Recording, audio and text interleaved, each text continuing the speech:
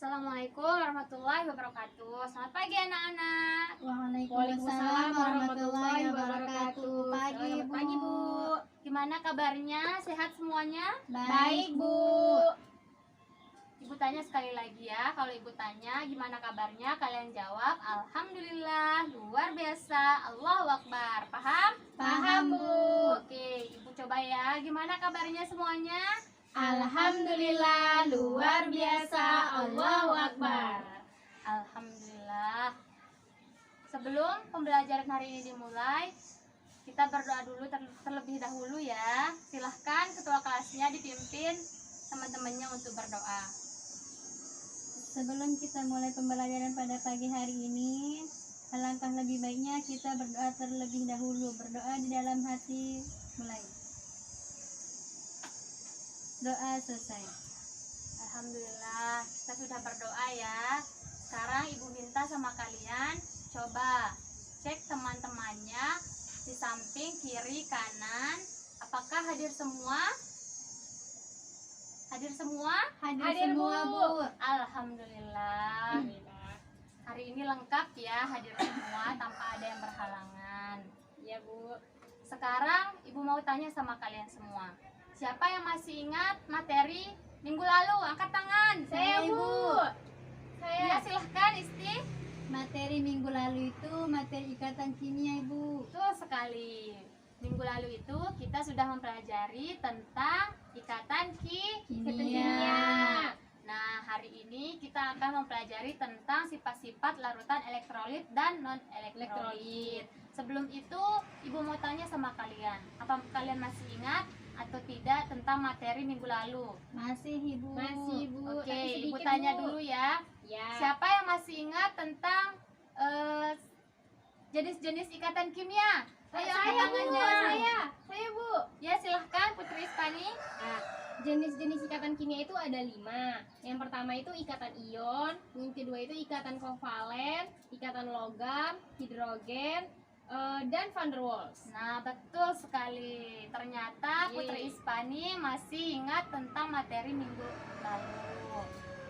Pani bilang ikatan kimia itu ada 5. Ya. Yang pertama ikatan ion, ikatan kovalen, ikatan ikatan hidrogen, hidrogen, ikatan ikatan logam, dan dan ikatan ikatan van der van der Waals.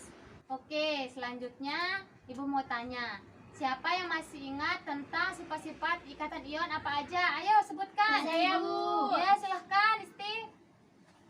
Titik didih dan titik lelehnya tinggi, Bu. Nah, betul. Sifat-sifat ikatan ion itu titik leleh dan titik didihnya itu tinggi.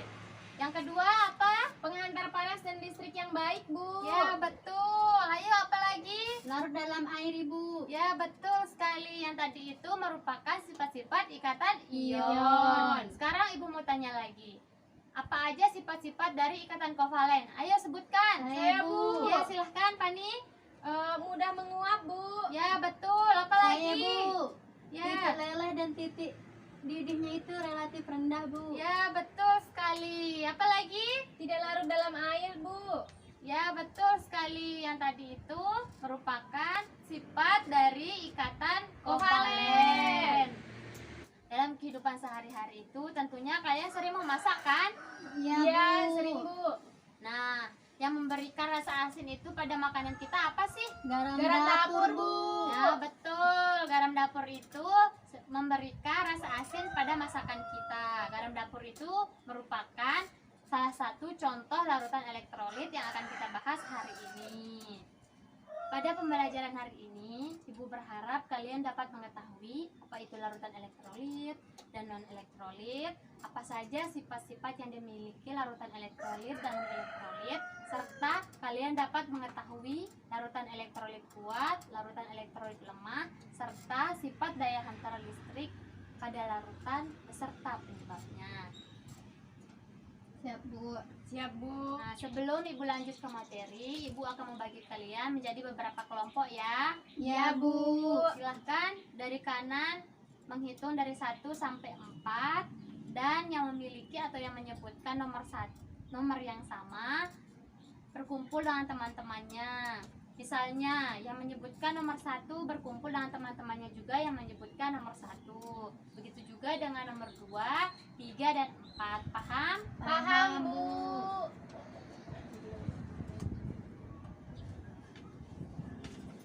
Oke, sudah berkumpul dengan teman kelompoknya?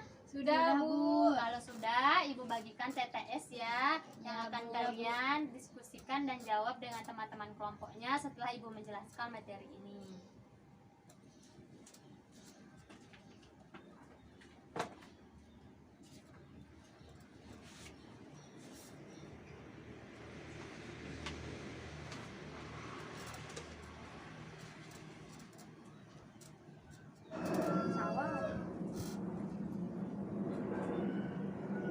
Nah, coba kalian perhatikan ilustrasi yang Ibu tampilkan ini.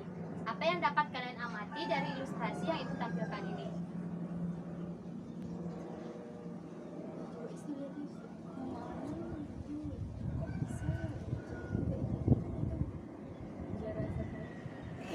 Ibu, saya mau bertanya, Bu. Ya, silahkan. Saya mau bertanya, Bu. Mengapa NaCl ketika dilarutkan dalam air menghasilkan nyala lampu yang terang, Bu? Nah, bagus sekali pertanyaannya. Siapa lagi yang ingin bertanya? Nah, Ibu, Ya, silahkan. mengapa soda kue itu nyala lampunya redup, Bu? Kenapa? Oh ya, bagus sekali pertanyaannya.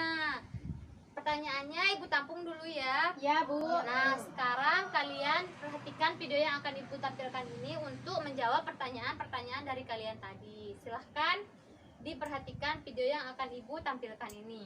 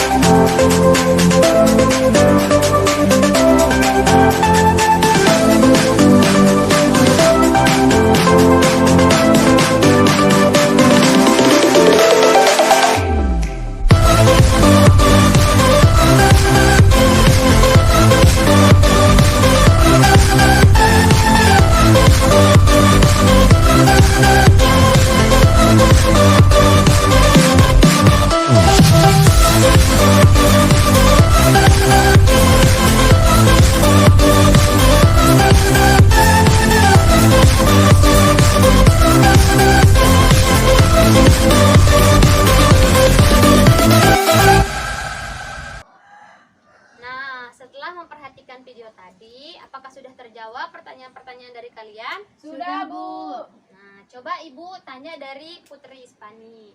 Apakah jawaban dari pertanyaannya tadi sudah terjawab dari video ini? Nah, pertanyaannya itu kan, mengapa NaCl ketika dilarutkan dalam air menghasilkan nyala lampu yang terang? Silahkan dipaparkan jawabannya. Nah, kenapa NaCl ketika dilarutkan dalam air itu menghasilkan nyala lampu yang terang? Karena ketika NaCl dilarutkan ke dalam air akan terionisasi sempurna sehingga menghasilkan ion positif dan negatif yang akan meneruskan elektron dari baterai melewati lampu sehingga dapat menyala dengan terang. Bagus sekali ya jawaban dari Putri Ispani. Ternyata Putri Ispani memperhatikan video yang Ibu tampilkan tadi. Nah, selanjutnya pertanyaan dari Isti. Apakah sudah terjawab? Sudah, Bu, karena soda kue itu ketika dilarutkan ke dalam air hanya terionisasi sebagian.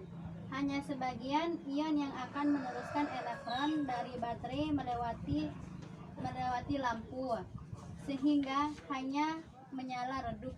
Nah, bagus sekali ya jawaban dari pertanyaan-pertanyaan kalian tadi. Ternyata kalian semua sudah memperhatikan video yang Ibu tampilkan dengan baik dan cermat. Nah, sekarang Ibu tanya sama kalian semua. Mengapa larutan gula itu lampunya tidak menyala? Ayo, siapa yang mau jawab? Silahkan angkat Saya, tangannya. Ya, Saya, silahkan Isti. Karena larutan gula itu ketika dilarutkan dalam air tidak mengalami ionisasi sama sekali, sehingga tidak ada ion yang akan meneruskan elektron dari baterai melewati lampu, sehingga lampu tidak dapat menyala. Nah, betul sekali ya jawaban dari Isti tadi. Ibu tambahkan sedikit ya. Molekul-molekul gula itu juga tidak dapat terurai menjadi ion-ionnya, sehingga tidak terjadi transfer muatan. Maka hasilnya itu larutan gula tidak dapat menghantarkan listrik. Ya, Bu. Ya, Bu. Nah, di dalam video tadi sudah terangkum semua materi yang akan Ibu sampaikan pada hari ini. Apakah sudah diperhatikan video tadi yang Ibu tampilkan? Sudah, Bu. Alhamdulillah. Nah, sekarang untuk meningkatkan pemahaman kalian tentang larutan elektrolit dan non-elektrolit ini, silahkan didiskusikan dengan teman kelompoknya. Ibu berikan waktu 15 menit untuk diskusi. Jika ada yang ingin bertanya, silahkan ditanya kepada Ibu ya. Ya, Bu. Nah, silahkan dimulai diskusinya dengan teman-temannya.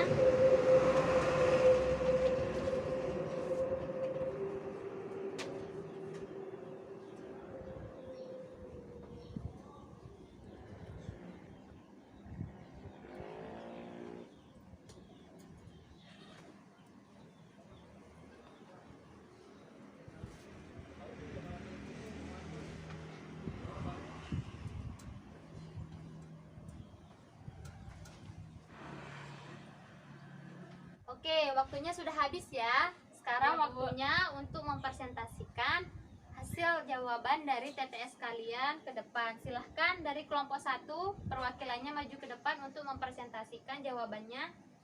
Siap, Bu. Baik, saya akan mempresentasikan hasil diskusi pada pagi hari ini.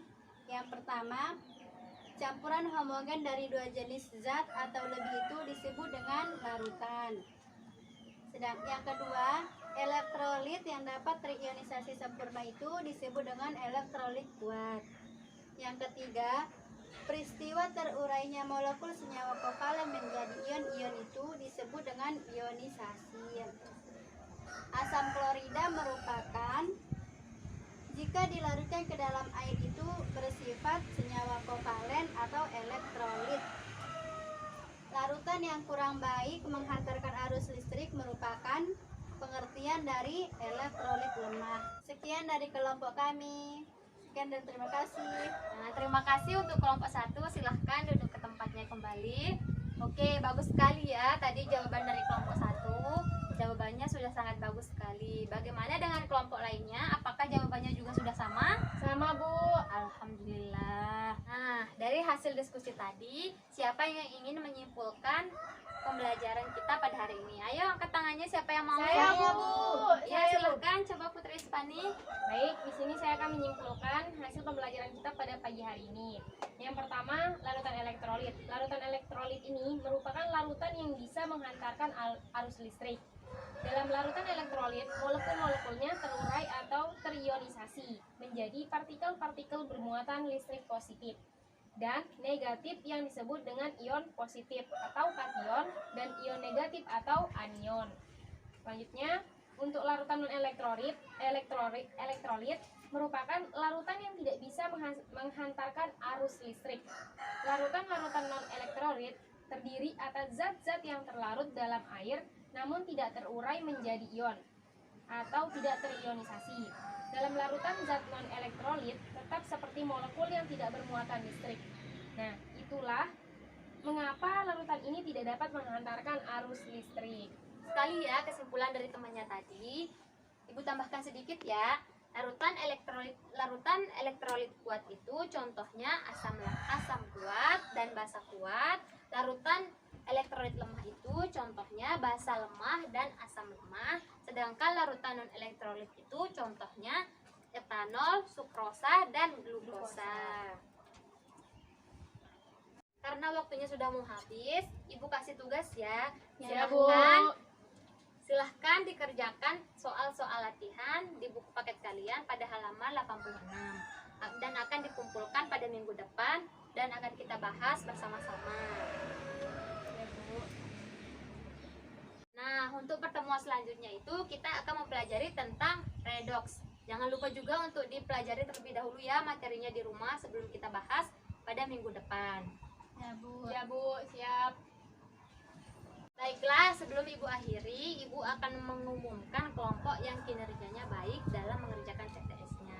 Selamat kepada kelompok 2. Selamat kelompok 2. Untuk kelompok lainnya juga sudah bagus, tetapi masih ada yang kurang.